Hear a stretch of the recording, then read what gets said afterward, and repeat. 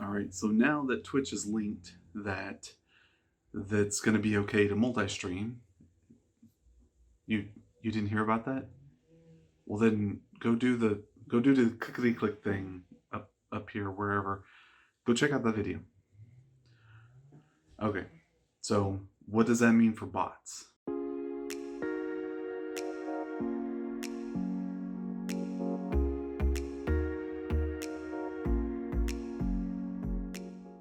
That's gonna be my new tagline. Do the clickety click. Hey, welcome back to The Computer Guy. I am, of course, The Computer Guy. And today we're going to be talking about 3 bots that I did some research on and found would be good for multi-streaming. You'd be able to use these across multiple platforms. The little asterisk goes here. This is not a setup guide. This is merely just a brief description of the bots and some of the functionalities that they can do. So I first have to say that I have dug pretty deep into trying to find a bot that is very similar to StreamerBot. I really like the program. It has a lot of functionality into it. I've talked about it. There's another link to a video. I really do like a lot of the functionalities of it. You can use it. Its core features don't really spread too much beyond Twitch. I'm hoping that'll change soon, hopefully. But there are some things, again, link to a video where I talk about how to set up voice commands and stuff like that with StreamerBot. So there are some things like that that you can use, and because you're broadcasting it, obviously everybody where you're broadcasting to is going to be able to see things that go on. Like for those of you that see whenever I say thank you in my streams and stuff, which I do stream. Check the description below for when I do go live.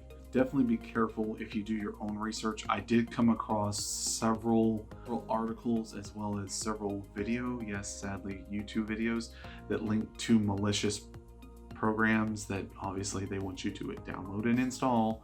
So definitely proceed with caution if you're going to go outside of the 3 that I'm listing here.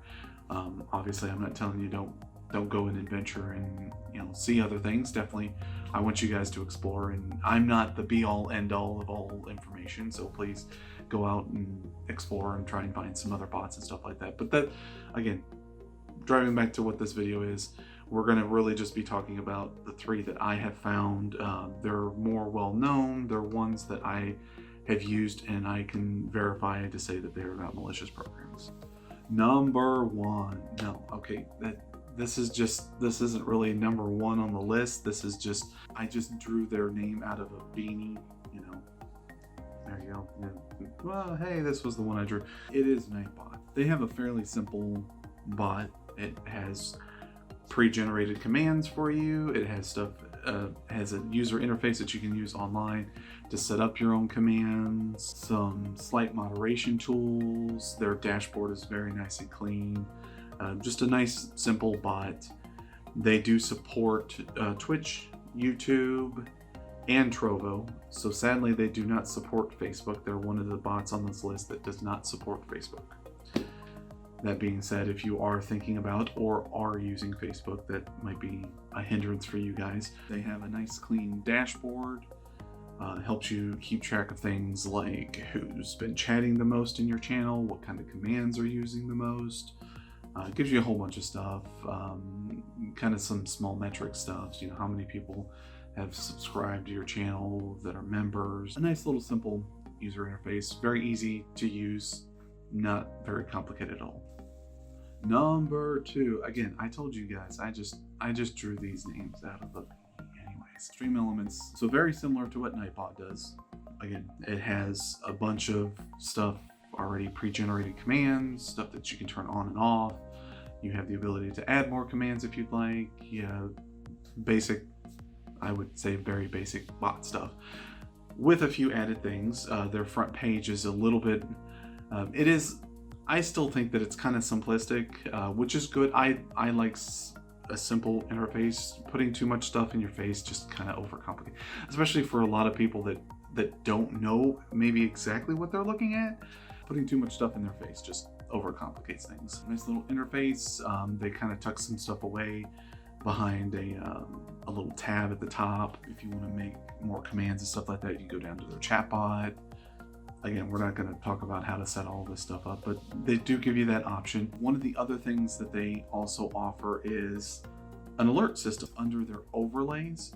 So essentially you set up the overlay to pop up in a certain way, and then once you've set up the overlay the way you want it from the website, and then your alerts can pop up and stuff like that.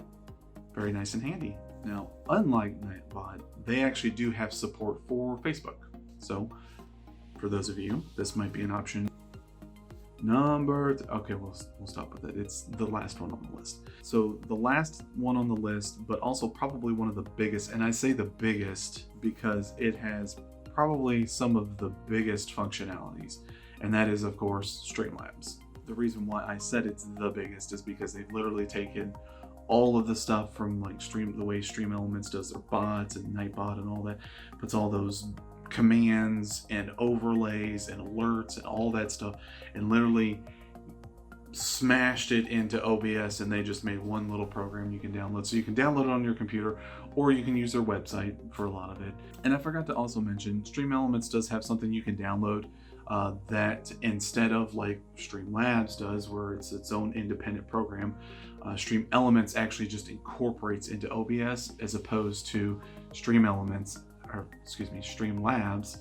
actually made their own program with incorporating bits and pieces of OBS into it. So that might be another advantage for you guys to go with Streamlabs. But for Streamlabs, again, they have their own independent program, which is good.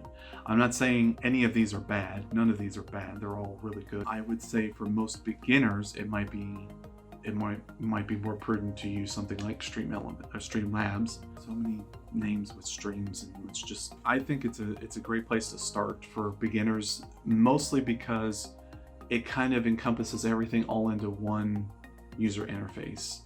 It's like one-stop shopping, you know, like most grocery stores try to do. They try and encompass as much stuff as they can, so you can just stop one place, get everything, get out of there. This kind of does that. So again, does the alerts, you have your commands, you have moderation tools, overlays, all kinds of stuff like that.